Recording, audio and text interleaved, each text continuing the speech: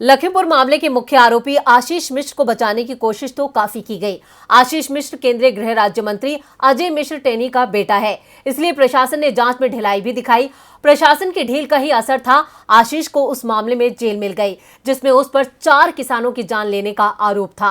लेकिन supreme court में आशीष का कोई पैतरा काम नहीं कर पाया, उसकी जमानत खारिज कर दी गई और अब इस मामले में बड़ी खबर सामने आई है।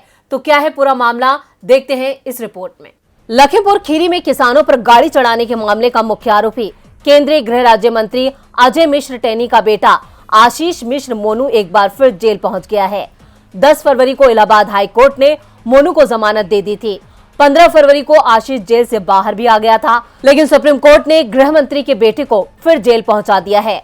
सुप्रीम कोर्ट ने आशीष की जमानत को खारिज कर दिया था। उसे 1 सप्ताह के अंदर सरेंडर करने का हुक्म सुनाया था। सप्ताह भर की समय सीमा बीतने से पहले आशीष मिश्र ने लखीमपुर खीरी के सीजेएम कोर्ट में सरेंडर कर दिया और वहां से उसे जेल भेज दिया गया है। इस मामले में पुलिस ने चार्जशीट पेश करने की तैयारी भी कर ली है, जिससे आशीष के खिलाफ मामले की सुनवाई भी शुरू हो जाएगी। साफ है, अब आशीष मिश्र के लिए मुश्किलें बढ़ने वाली हैं। आशीष की जमानत को लेकर सुप्रीम कोर्ट ने यूपी सरकार और एसआईटी को जमकर सुनाया था। गवाहों की सुरक्षा का मामला भी कोर्ट में उठा था।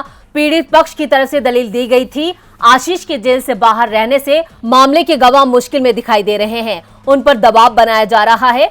10 मार्च को यूपी विधानसभा चुनावों के नतीजे आए, जिसमें बीजेपी को जीत मिली। इसके साथ ही गवाहों की परेशानी भी बढ़ गई। परिणाम वाले दिन ही तिकोनिया मामले के गवाह दिलजोत सिंह को निशाना बनाया गया। उन्होंने इसकी रिपोर्ट तिकोनिया थाने में दर्ज कराई। तिकोनिया ही वो जगह थी जहां गृह राज्य मंत्री के बेटे की गाड़ी ने 4 किसानों की जान ले ली थी।